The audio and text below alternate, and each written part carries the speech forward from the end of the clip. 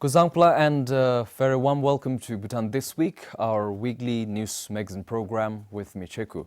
Our top stories this week: Government of India's assistance for 12th five-year plan formalized.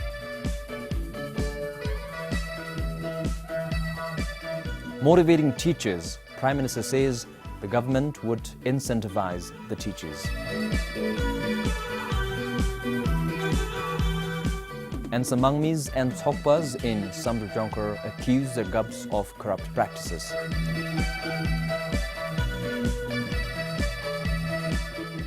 Now let's take a look at the story in details. The first Bhutan-India Development Cooperation talks for the 12th five-year plan finalized the Government of India's commitment of 45 billion yutum in assistance. During luncheon, Dr. Lotus Ring's state visit to India in December last year, Prime Minister Modi had announced that the Government of India would provide 45 billion yutum for Bhutan's 12th five-year plan. During the talk, the two sides discussed and finalized various components of the assistance. It was agreed the breakup of 45 billion yutum would be as follows: 8.5 billion yutum for program grant, 28 billion yutum for project-type assistance, and 8.5 billion yutum for small development project. The project-type assistance includes 31 new projects and 20 multi-plan projects initiated in the 11th plan. The delegation also reviewed the importance of the ongoing areas of cooperation and other proposals being taken up outside the plan preview. The Bhutanese side, led by the Foreign Secretary, expressed appreciation to the Government of India for its generous support, while the Indian delegation reiterated its commitment to supporting Bhutan's 12th five-year plan. According to a press release from the Foreign Ministry, the talks were successfully held in a friendly atmosphere in keeping with the excellent ties of friendship that exist between the two countries. The next development cooperation talk will be held in New Delhi. Choni Dama for BBS News. The government plans to bring down the trade deficit to 12% of the total gross domestic product or GDP by the end of the 12th five-year plan. Currently, the trade deficit of 29.7 billion yutum comes to around 20% of the country's GDP. During the Meet the Press session on Friday, the Economic Affairs Minister said the government can narrow the current trade deficit of almost 30 billion yutum. Currently, if you see the trade deficit, it is around 20 to 22% of GDP. By end of 12 plan, our aim is to bring it down to 12% of GDP fruitfully and more if possible. So we have number of targets, number of initiatives to narrow the trade deficit. Ultimately, it has to be done. To achieve this, the government will speed up the development of 4 industrial parks in the country. Once established, the Business Incubation Center is expected to help aspiring entrepreneurs to shape and develop their business ideas and ultimately increasing the export. We are also in the process of revising the FDI policy to making it more convenient so that the investment climate in the country improves and private sector also gets equal benefits from that. Then we have few flagship programs like cottage and a small sector is one where when we talk about diversification of economy, through flagship we are going to improve the products.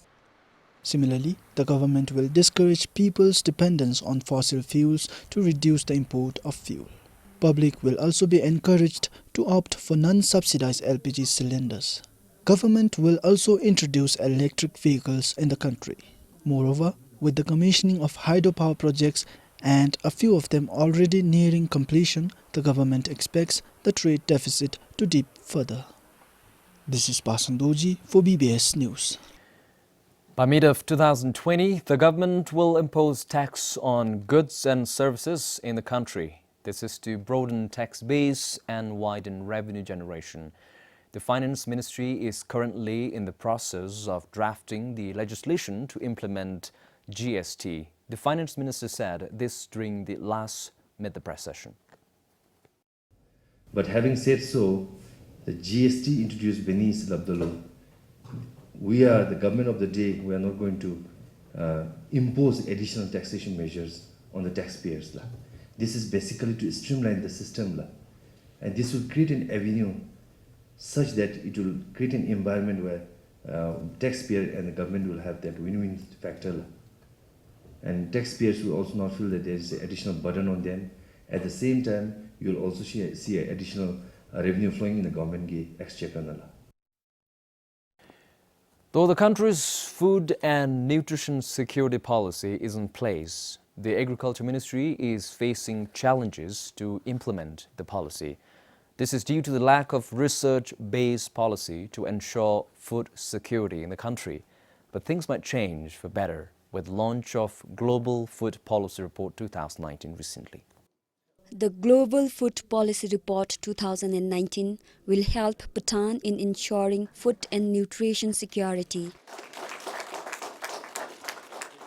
The researched information in the report will help the Agriculture Ministry in improving the existing policy.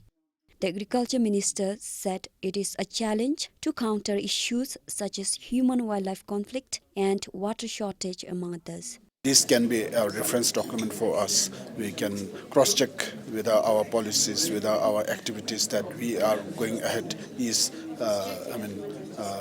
in the right direction or not. So, that is an international-based research document. We can refer that document and then translate that into Bhutanese context. The Global Food Policy Report focuses on rural revitalization. This is because the report revealed that 821 million people are facing chronic food deprivation, of which majority of them in rural areas. The report also states that the land degradation, environment and air pollution are most common in rural areas. Better access to health and education, nutrition and entertainment in rural areas are also the contributing factors for rural crisis. Bhutan is a very good country, very good example where you have good environment, good food, and hopefully also good jobs. So many countries can learn from Bhutan, the experience. But obviously challenges also remain, also happen here in Bhutan. So for example, the nutrition aspect, can we make sure that the food and the agricultural production here deliver not just the quantity, but also quality, nutritious, healthy food. He added that the agriculture research in Bhutan is poor compared to the neighboring countries in South Asia. The report recommends rural-urban linkages, empowering rural population, including women, and partnerships to achieve country's ultimate goal of self-reliance. This is Sonam Chodan for BBS News. The Prime Minister, Dr. Lotus Sring, celebrated Teachers' Day at the Samtsi Higher and Lower Secondary Schools yesterday. Greeting the teachers and students, the Prime Minister said there is no one word which can describe a teacher.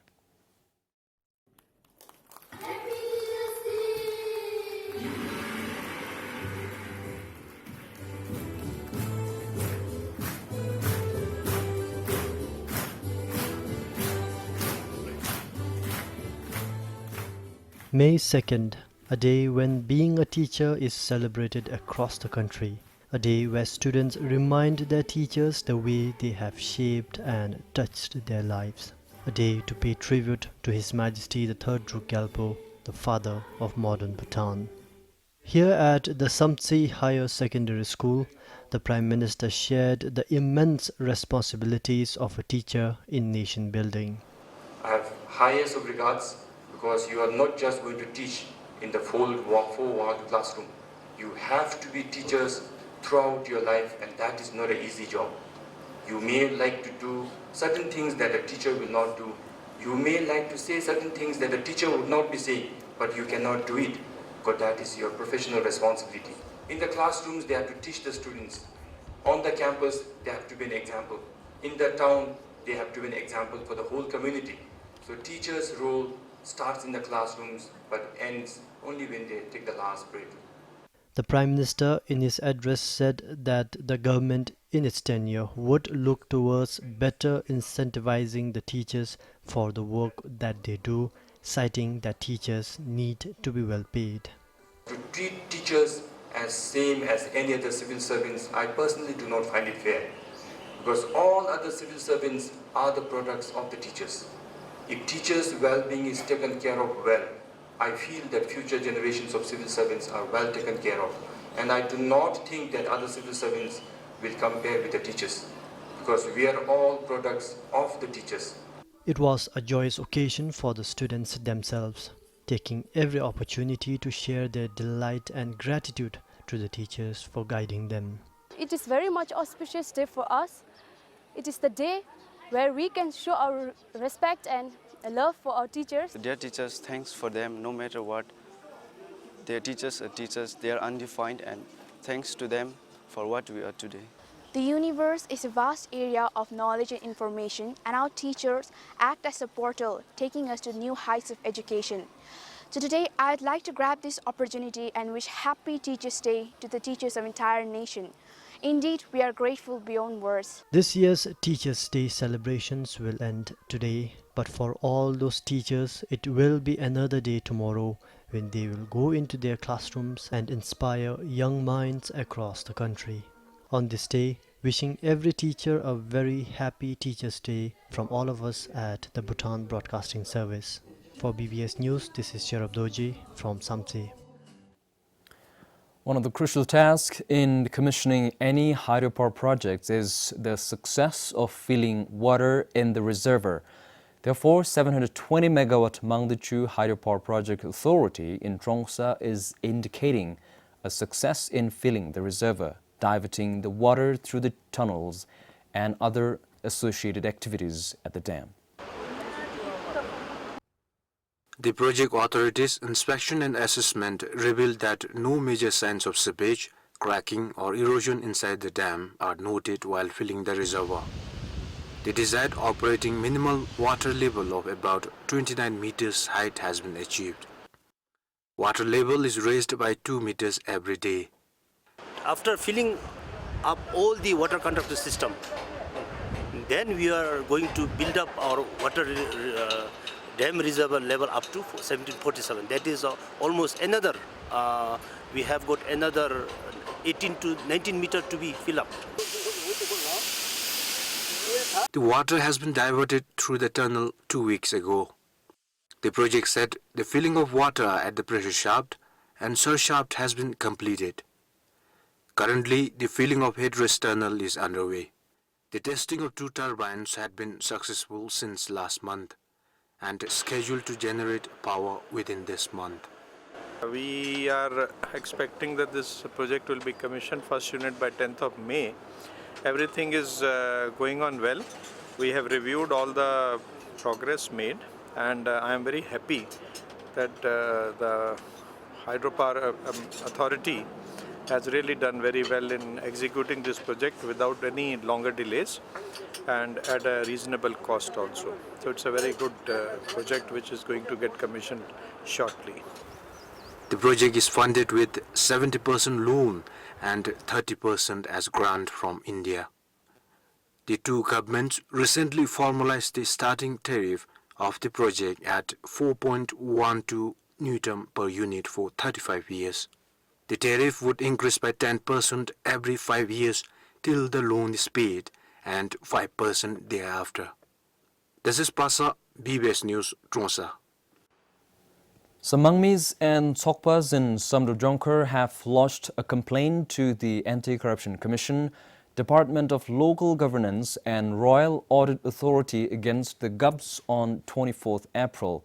GUBs are accused of corrupt practices for utilizing capacity development grant to attend training in Nepal without the approval from Gyeok Sokde. A written complaint was filed by 3 Sokpas of Pinsothang Gyeok against the GUB for allegedly misusing the fund. In the letter, they said to utilize any funds in the Gyeok Sokdu or some meeting should be conducted, but it was not. One of the Mangmis filed the complaint to ACC over the phone. And now all Mangmis and Sokpas are complaining. Lauri Mangmi, who is also the deputy chairperson of Samdrujonkar Zongkok Sokdu, said GUBs alone cannot decide the utilization of the grant. He said the capacity development grant is for all local government members in the Gyeok for capacity building.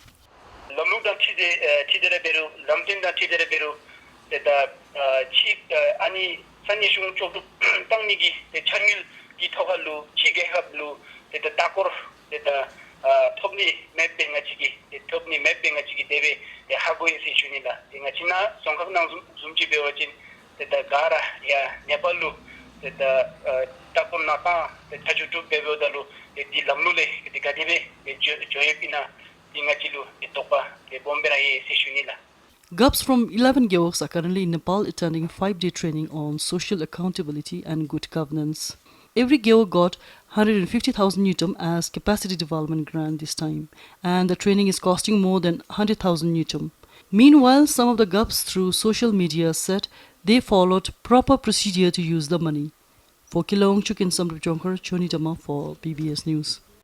Paro District Court has sentenced 5 men in jail for smuggling more than 11 kilograms of gold. The prison terms range from 1 year to 5 years. The convicts were found guilty of illegally smuggling gold into the country from Bangkok in 2017. Sonam Tashi, a businessman, and Doji Finso, an employee of Bhutan Broadcasting Service, were arrested from Paro International Airport in August 2017. Sonam Tashi, the main smuggler, has been sentenced to 5 years and 1 month of prison term, while Doji Finso has been sentenced to 3 years and a month for aiding and abetting. The judgment passed today sentenced 2 other businessmen, Tile Wangchu and Pema Dradul, to 2 years and 6 months in jail for soliciting the crime. Northern, an employee of Bhutan Airlines, has also been sentenced to 1 year and 14 days for official misconduct. However, he can pay 45,000 Newton as payment in lieu of imprisonment within 10 days. A person is only allowed to bring in 50 grams of gold into the country. According to the foreign exchange regulation, any import and export of gold or silver coins, bars or bullion shall be carried out only with prior approval from the Royal Monetary Authority. For Sangichizum in Paro, this is Pasong Doji for BBS News. Born physically impaired, most choose to close the door to the outside world. This not only limits their social interactions, but also hampers their physical development. On the other hand, there are others who are born with such impairments and believe that staying physically active can change their lives. So in this story, we show you through the lens of physically impaired athletes who have made themselves differently abled with a bit of exercise and sports in their daily life. Today, there are 7 athletes with the Bhutan Paralympics Committee. They engage in athletics, shooting and archery. However, 5 out of them were overweight and had never even considered participating in sports. When I was small, I was able to walk a little with the support of a walking stick, but I couldn't walk after I turned 12. My upper body started gaining weight due to lack of exercise and I was eating too much by then. So my lower body was not able to carry my weight. Despite her inability to walk, sports has changed her life forever. With the opportunities from Paralympics Committee, I was enrolled and has been exercising since then. I can feel a huge difference between what I was before and what I am now.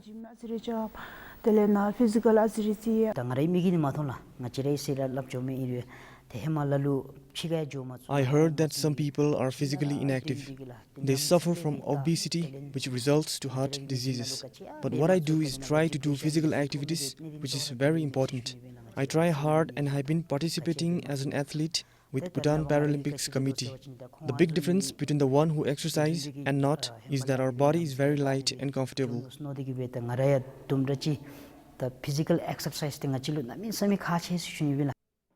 According to the Paralympics Committee, social stigma keeps physical impaired people in their homes without any source of medical or social support.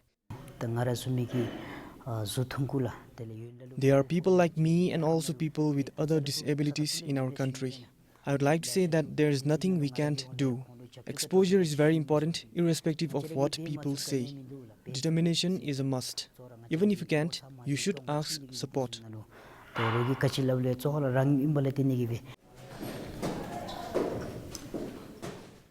Studies have found out that lack of exercise can lead to weakened bones, which cause organs to malfunction. A person gains weight that leads to one or more obesity-related medical conditions such as diabetes or hypertension. Despite their individual physical impairments, these athletes are positive about life. They say being physically impaired is not a disability, but giving up is. Samtin Dolkar, PBS News. Well, that's it for this edition's News Magazine program. Until next week, goodbye and good night.